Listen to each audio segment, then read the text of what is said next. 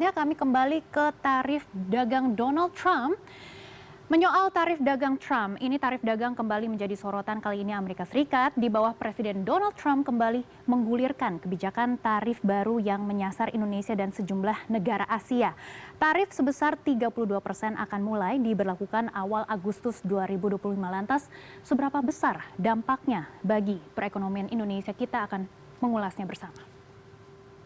Baik, kita langsung saja melihat bagaimana tarif-tarif dagang di setiap negara.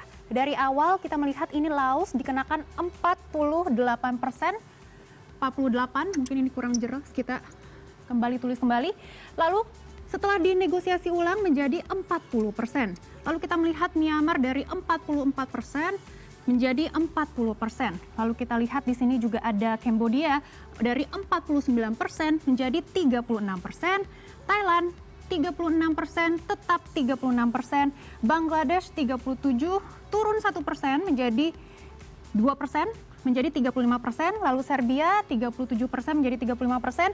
Indonesia tetap dari 32 masih 32%. Lalu selanjutnya kita melihat juga ada Jepang. Ini 24% naik begitu ya.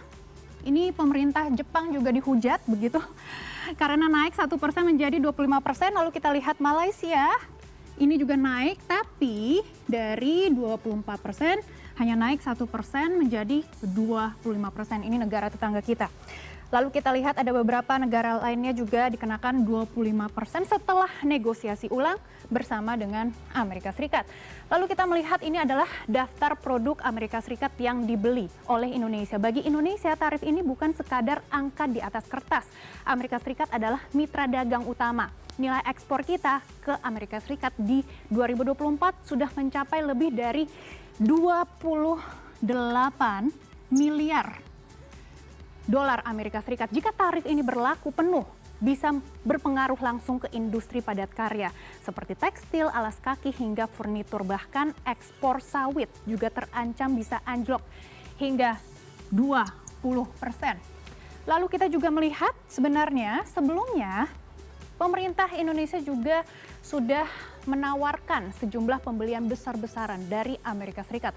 Mulai dari kedelai, ada gandum hingga pesawat untuk Garuda. Kita juga bisa melihat ada kapas dan juga peralatan medis dan farmasi. Dan strategi ini diharapkan bisa menjadi bahan negosiasi untuk menurunkan atau menunda pemberlakuan tarif. Tapi tarif kita masih dikenakan 32%.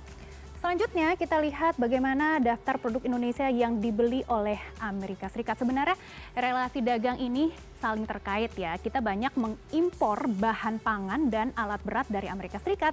Namun di saat yang sama ekspor unggulan kita seperti tekstil, alas kaki dan juga kopi juga sangat bergantung pada pasar Amerika Serikat. Dengan tarif 32%, harga jual akan melonjak dan bisa menggerus daya saing produk Indonesia. Kita melihat ada beberapa produk unggulan ya, tekstil, pakaian jadi, alas kaki, produk karet, furniture dan kayu, dan juga kopi dan rempah. Baik, kita lihat selanjutnya strategi Presiden Prabowo Subianto menghadapi tarif Trump. Presiden Prabowo Subianto juga merespons lewat kebijakan struktural. Salah satunya adalah hilirisasi agar kita tidak terus ekspor bahan mentah. Sektor manufaktur juga diarahkan untuk memperkuat pasar domestik. Sementara itu kerjasama dagang mulai diperluas keluar Amerika Serikat dan Tiongkok.